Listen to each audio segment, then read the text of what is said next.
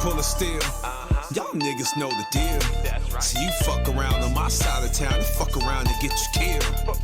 Yeah, I'm from the Z, and I rep the murder field. Hey, you know what? Hey, Bars, let me just get right to it. These niggas talk shit, gon' talk shit, that's cool. Just wait till a nigga come through. When I come through, everybody stop the chit chatter, cause nobody around me wanna move. They don't wanna move, cause they know I roll with them tools. And a few fools that really like to shoot, fully automatics. You don't really want this static, leave your household in the panic. Shoot your living room, bedroom, in the attic. Lord bless my soul, yeah, I got some bad habits. For the love of the door, I put the blow in the bag it back. Then they call it pitching, nowadays they call it trapping. But anyway, I'm Big Maine, do the damn thing. Chopping down the brick like a Bruce Lee. Yeah, I'm hustling, you know I'm gon' do me. Getting money, reporting live from the Z. In Chicago, my nigga, you know what it is. If you come through the city, you running your lips. We will insert the clip and then let that shit spit. I pause for a second to puff on the spliff, then I pick it back up and I let it keep spitting. It's a 100-round drum. Oh, you thought that was it? Chinese footstep, not your doorstep. I'll be putting step.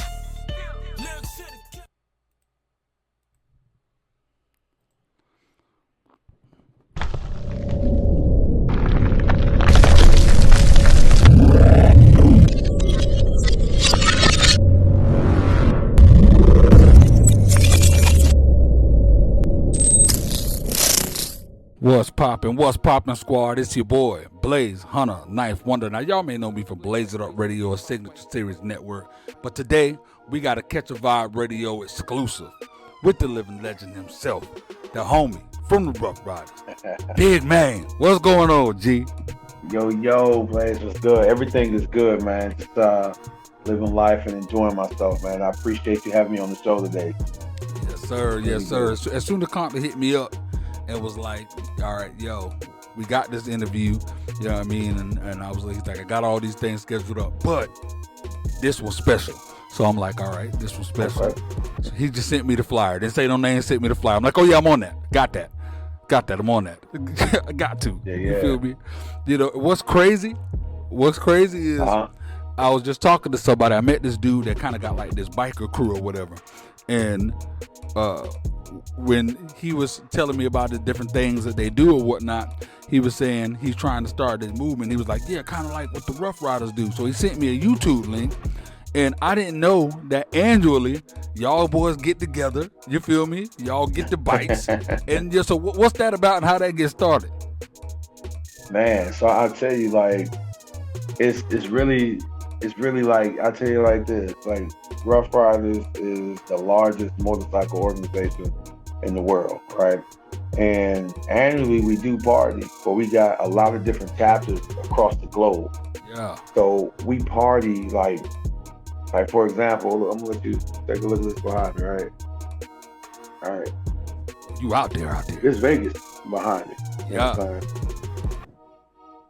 You know what I'm saying? Like we out here. You know what I'm saying? I'm out here hanging out with the Las Vegas chapter. You know what I'm saying? We party. And then also, like, during this weekend that we just passed, it's also our Memphis chapter, you know what I'm saying, had a party as well. So we party every weekend. So I'm going to tell you, like, every weekend there's at least 2 or 3 parties somewhere. Rough Riders partying hard. Hey, so y'all boys be out here, and we still getting it. Like it ain't never stopped. We still getting it. That's crazy.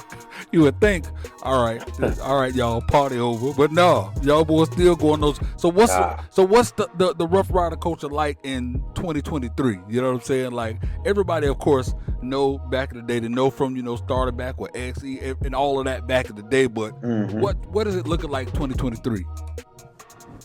So on the bike side, like I said, everything is still popping, everything's still moving. You know, like that's never gonna stop. It's too many of us. Like the force is so big that we couldn't stop if we wanted to, right? Come on.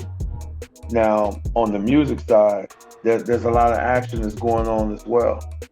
Like you got Lil Wah, who's out here killing it. Yeah. You know what I'm saying? And Lil Wah is the son of Big Wah, WILDN, you know, one of the CEOs of Rough Riders Entertainment. You know, but like the music side, it's a lot of artists in the Rough Rider lifestyle, again, all across the country, across the globe. No, one of them. Yeah. You know, so my section, you know what I'm saying, that I represent, in Chicago, and also Lake County, Illinois, which is just up north from Chicago. But I mean, we all over. You know what I'm saying? Got to shout out my homeboy, Mike Supreme the Beast and Jab G. Yes, sir. You know what I'm saying? Back home in Chicago as well. And those guys are some monsters on the microphone, man. Like we'll next month, right? So this is May 1st. So in June, for Juneteenth, Mike Supreme the Beast is starting to film some it's like a documentary in the video. Yeah. So we'll be in New York for Juneteenth, right? You know what I'm saying? With Mike Supreme the Beast, one of my Rough Rider brothers, will be filming. And also Rough Riders itself, we're gonna have a parade that starts off in Harlem. And it's like Rough Riders only, right? So we don't got, like most parades you'll see, like the Macy's Day float and whatever other stores and so on and so forth.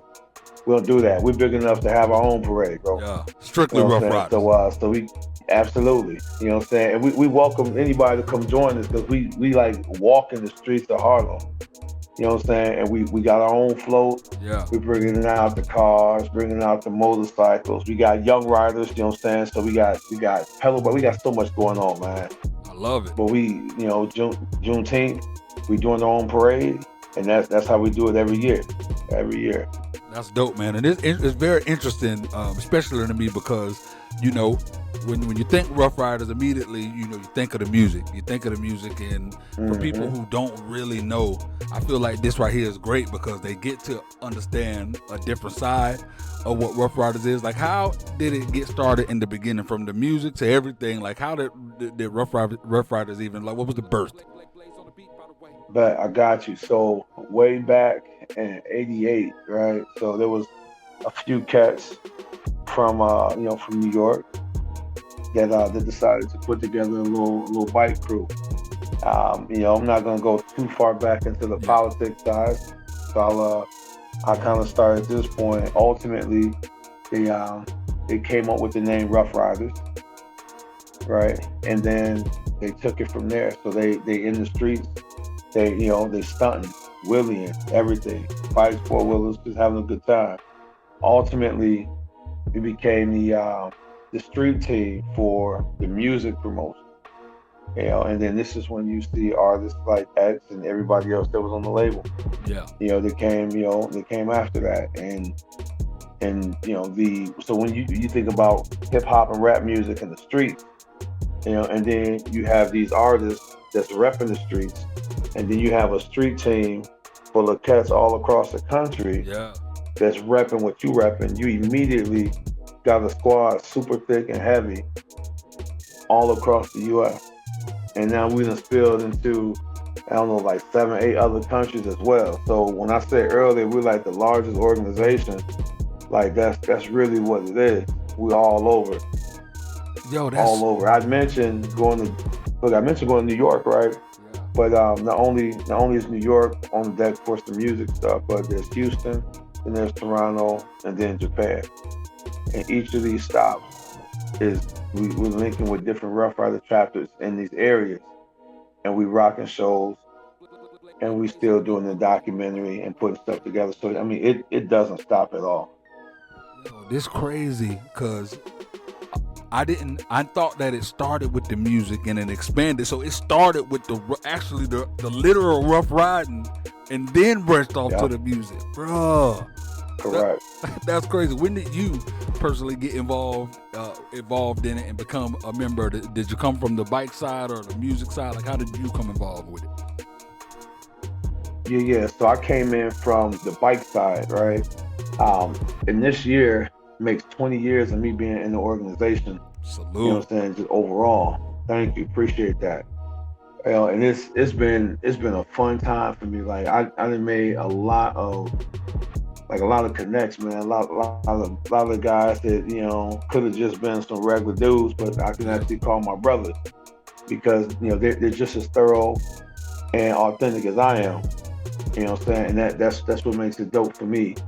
But this was back in, I say 03, and then shortly after, maybe like a year or two after, I converted over to like music as well. So I was always an artist, just doing my thing. Yeah. But once I was in the bike division, and we a record label too. It was like tailor made. It was like I'm doing my thing on rocking shows, and it went from me just riding bikes and doing my thing there to now not only riding bikes but having my bikes shipped to places all across the country and rocking shows.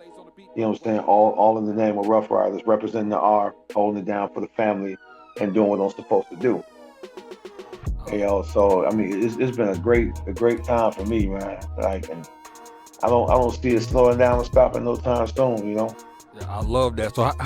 So, what do you think that secret sauce is to keep the R relevant? You know what I mean? Like, you would think, like, for people who don't know, who ain't paying attention, obviously everybody caught up with social media and caught up with whatever they feel is the next hottest thing. But if you actually go and look what y'all been doing, there hasn't been a slowdown at all. What do you think that secret sauce is that kept y'all so relevant and powerful the way that y'all been? See, what I really think it is that we don't necessarily, so like when it comes to music, right? You just talked about, you just mentioned like new artists and social media, different people. Like Rough Riders was here before that. Yeah. You know what I'm saying? Like before social media was the thing. So a lot of cats nowadays, I'm gonna say like cats in their 20s, and maybe some in early 30s might not even know their history on who we are, what we do. When the dog passed, when DMX passed, everything was broadcast to a lot of people as far as who we are, and on TV when they started seeing the things that was going on and the people that was showing love and support, it made people like those who are younger, who might not pay attention to hip hop in the time when we had it 100% on lock. Yeah. But then also, we did like the Rough Riders the tour. I think it was with Bad Boy. It was a Bad Boy Rough Riders tour. That also, been bringing a lot of attention back around when we did that. Swiss Beats, producing so many tracks. X's last album that had so many artists on there, that recorded with him before X passed. Yeah. Not just taking his verse and putting it somewhere. Like I think with the artists that X collabed with on his last album, like he was inspiration to those guys. And he didn't work people. Yeah. It wasn't a lot of people that he worked with or featured with on his album. It was always other Rough Riders. That's very true. Yeah, it was always other Rough Riders, but it's like just with the music itself, the sauce that was put in there to make things stay all the way, good is the authenticity of the artist that's on the label. Those even when you would have like the Locks, repping Rough Riders, you can't tell me a time at all when the Locks was not on point. Come on. You know what I'm saying? Like everybody was always on point. Dragon was always on point. Eve was always on point. It's just that there was no time where we wasn't. Exactly. And you don't have to put out a whole bunch of music to be a good artist. You can put out a little bit of stuff that's fire, that's on point. And that's, when you stay consistent with that. That's big as facts, long as you're consistent with good music. Hey, that's big facts. Because if you think about now, right. If you think about now, even now, you go out to the club, go out to parties, they still playing some of them classics. You feel me? Like still, it was crazy. Is none of them classics never left. Obviously, X ain't leaving rotation, but just think about, never. All of them they still in rotation when it comes to these DJs. So that says a whole lot about the stamp that the Rough Riders put on hip hop. Yeah, I was just at the club out here in Vegas the other day at the MGM, and Lil Jon's DJing. And even Lil Jon threw in some DMX joints in his mix, and the club still was popping. Come on. Still pop like bro, music is never gonna go anywhere. We're gonna keep his name and his music alive forever. Too much of a legend, you know. Come on. So how'd you meet X? What?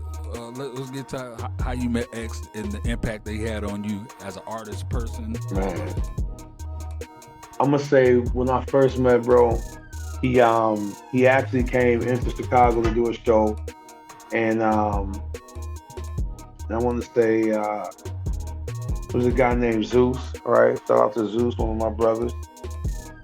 He was like, man, look, DMX is gonna be out this way. And like we're gonna go link up with him, you know. So we went and linked up with him. You know, it's a lot. We go to his hotel room, you know, and just a few of us that went there, but you know, there's a lot of people outside the hotel. They know we're there, or whatever. So we get there, we go into the room, we talking. This is my first time meeting him, and he comes over to me and he was like, "Hey, yo, what up?" I said, "What's up?" I asked him, "Big man." He was like, "How you doing?"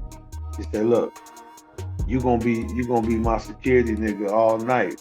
I said, "All right, what's that? All right, let's do it." So we get ready to head to the club. We go outside. Now I had my bike outside, right? Because you know, remember I was in the bike. You know, I'm still in the bike division, but you know, I got my bike outside, and we come outside, and he's like, "Hey, yo, whose bike is this right here?" Now mind you, you know, the dog had been drinking a little Henny and whatnot. So I'm like, it's my bike, you know. He was like, "Well, let me get the keys." And I was like, man, I don't know. So he's like, "Look, I got 10,000. If I crash it, you keep it." And I'm like, okay, maybe we could do that. You know what I'm saying? But we had to move around and do our thing. So, you know, we went off to the city, did the show, and had a good time. And then, you know, after that, you know, I got in tune with I stayed in touch with him, got in tune with you know what I'm saying, one of his bros. Named Spank. All right, Spank ran security, you know what I'm saying, for X. You know, was right there with him all the time. You know, in fact, I'm out here with him, you know, with him now, out here in Vegas. Shout out to Spank. You know, but you know, I stayed in tune, so I would get the calls like, "Yo, we gonna be here. You know, the dog, we here, we there. Come through." So I would hit up different spots that they at. You know what I'm saying? And every time, you know, X to be going to come home, we have a welcome home party. You know what I'm saying? Hitting up the parties. You know, we rocking shows. My man Verbs out there rocking shows. Shout out to Verbs. You know what I'm saying? Like we heavy everywhere, you know? And but it's like I stayed in tune with him, stayed in touch with, you know, him and the team. And it's just, that's how it went down. So when he actually, you know, when he actually passed, I got a call from WILDN. And, you know, and I came out, you know, I went out to New York for the services, and you know, there was a bunch of people. We all met up in Yonkers, so we can ride down to the Barclays Center in Brooklyn, you know, to have the memorial services. And WAP took not many of us, probably about 10 or 12 of us, you know, like off to the back of where we were at. And you know, we said prayer. You know, we prayed. He prayed actually. WAP said a prayer for us, you know, and for us. And I was honored to be one of those very few people to be in that circle, you know what I'm saying, that day. But, you know, he told me, it's like, man, you know, the dog loved you. The dog loved you, and it would mean a lot. It means a lot for you to be here, you know. And that you know, I appreciated that, because every time I would see the dog and we would kick it, it's always partying, right? It's because it's always time for some shows. But I got a chance to see X and learn him outside of the music and the cameras and the shows. And that's where it had the biggest impact on me with everything that I got going. You know, it's just knowing him, you know, knowing that he's like just a real down to earth, regular dude with a big heart and cared about everybody. He even cared about the people that most people wouldn't care about. Yeah. You know, I'm talking like, you know what I'm saying, you know, you see somebody on the street homeless and hungry, you know what I'm saying, we grab them something to eat, sit there, eat with them, talk with them. You know what I'm saying? He never looked down on nobody. That's what's up. That's refreshing to hear, because you already know, and it's good to have that you had that something special, because you know how the media switch, try to get a story, and there was all kind of craziness that people were saying. But I love that people who were really close to him and now getting to hear you as well. It's a consistent with you guys telling about how real it was versus a lot of that craziness. So that made me feel good. And one thing I did notice is watching the bike shows and different things, y'all boys stay prayed up. I noticed that too. Yeah, it be a lot of be partying, y'all be riding, y'all fun, but y'all always get together. Like from the few I've seen, because they got some on YouTube. Get together, say the prayer, y'all stay prayed. How they always say, a family that pray together, stay together. Stay together, absolutely. Yeah, man, that's dope. Feel me? So you in particular, as far as the glitz, glam, that type of thing. I noticed that obviously when it came to Big Maine himself, I didn't know at first. Now I got more of an idea because of the bikes, the riding of the bikes, and that that sort of thing. But did you ever have any aspirations of doing it to that level of performing and being in that, or no? Like, what was the path in your mind for what you wanted to do musically? See, that's the simple one. Like, I'm my biggest fan, right? I like my music, you know what I'm saying? So I speak what I live, I speak, there's a lot of it's street, you know what I'm saying? But whatever, it's all what I've been through, and how I live my life. And I really didn't have no goal on where it would take me. I just like to make music that I like, that I like to hear. And the fact that other people liked it too, that was even better. And I think that's like, that right there was the sauce that took it to where it's at for me, because like, I'm not trying to follow a trend and be like nobody else. I just do me. If you like it, you like it. If not, I'm good with that too. But it just so happened to be a lane in the avenue, for me and my music. And people love it. That's what's up, man. So if you weren't doing music, wanting on the bikes, like, what would you be doing? To be honest, I'd be doing the other stuff that I'm currently doing. Running businesses and owning stuff. That's really it. Yeah. But that's it's 100 ways to get paid. So you might as well pick a few. You know what I'm saying? That's what I say. Man, that's a testament to the type of go-getter that you are. Everybody that I ask that question to always answer with, I either be doing something negative, I either be, I'd be dead, I'd be this and that. Nobody never answered that with a positive outlook. That show the type of go-getter you are, bro. That's huge right there, bro. That's, yo. Yeah, you gotta stay positive, like I'm telling you. Because if one thing don't work, you gotta be able to fall back on something else. Because one thing you don't know about me is I can't lose, you know what I'm saying? And the reason why I can't lose is because I'm never gonna stop hustling. And I'm not talking in the literal sense that what everybody believes is you gotta be selling drugs to hustle. No. Come on. Like I said a moment ago, it's 100 ways to get paid. You know what I'm saying? Pick some legal shit and just get to it. Because there's a lot of money out here for everybody.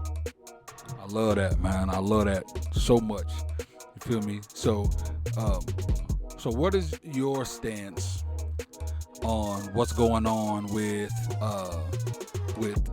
legal weed, like with weed being legal? With there's a lot of different topics on this, and I'm always so curious. Now, first off, my name is Blaze, so everybody assume that because my name Blaze, that is not my actual name. It's a habit, you know what I mean? But I learned, shout out to my partner, Mr. Cooper.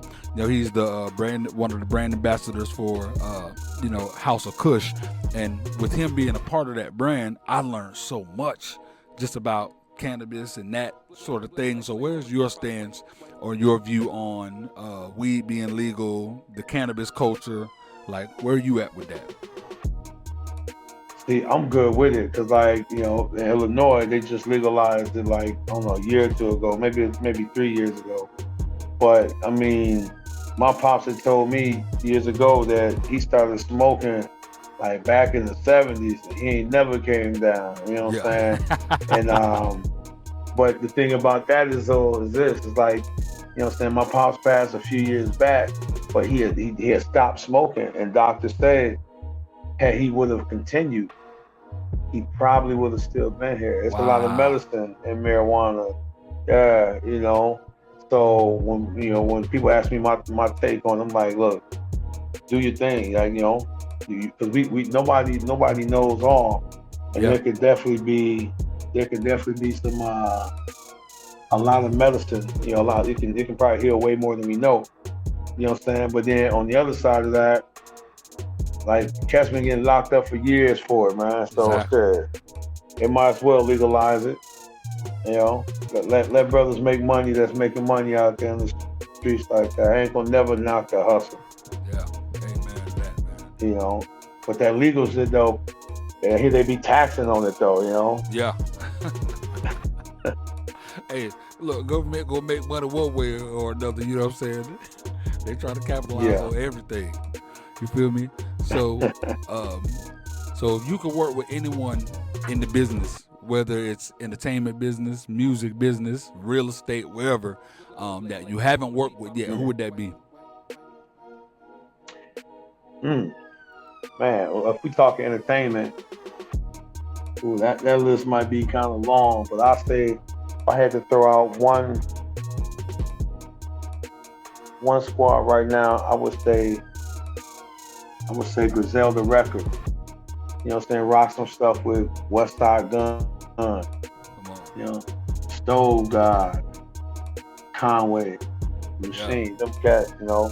Even El Camino, like I'm saying, it's a lot of people, man. Like I can run down a long list of people, you know. But yeah, you know, that's all I can think right now is music wise. I would definitely want to get in tune with them cats more. You ever had any aspirations of, or have you even done, like I may not know of, you know, acting in films, TV shows, movies, or anything of that nature?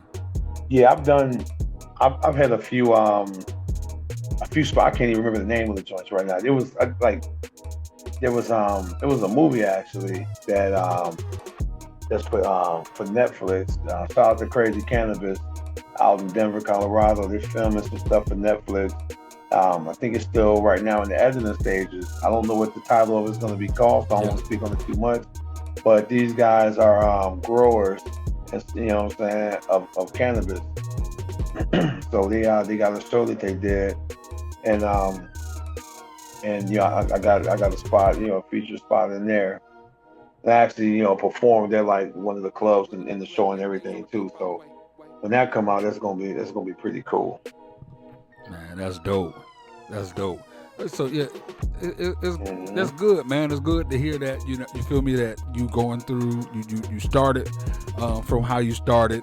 I love that the audience and everybody get to find out that it wasn't just solely a music thing when it comes to Rough Riders. Like y'all global. You feel me? It's good to see that y'all global. Love to hear everything about X. So as far as your music, what's next for you musically?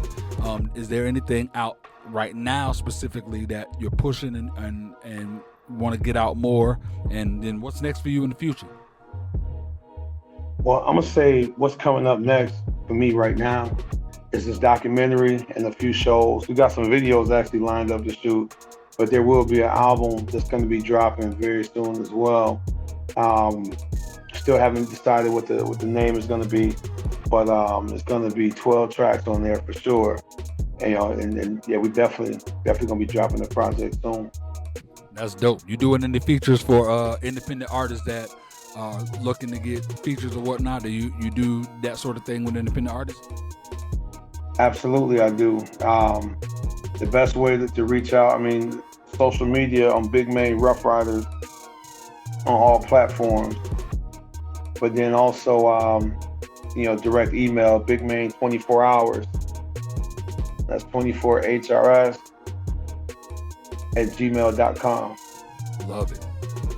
You know, I can be reached out, you know, contacted there. We can make something happen. Yo, man, that's dope, bro. Man, I appreciate you taking the time to rock with me, man. Is there any type of last shout outs you want to give, you know, before closing out, what you want to leave your fans with, and for people who don't know Ruff Ryders, and, you know, now they know, you know, like anything you want to leave with them? Yeah. The last thing I want to say is, I want to shout out Lake County chapter Ruff Ryders, everybody in Chicago Ruff Ryders, and the whole organization. Shout out to the Dean family. Shout out to you too, bro. Like, I appreciate you, you know what I'm saying, your man Compton, having me on the show. You know what I'm saying? Keep in tune with me, and I'm gonna be dropping some new joints, and I'm gonna make sure I send them through to you so they can be in rotation, and then I'm gonna pop back in and we can do another interview and talk about that. I love it. I appreciate you, bro, man. Y'all know what it is, man. Living legend right there, man. That's Big Maine from Ruff Ryders, man. We out this beast. CatchAVibeRadio.com. Y'all know what it is. I'm your host, Blaze Hunter Ninth Wonder. We out.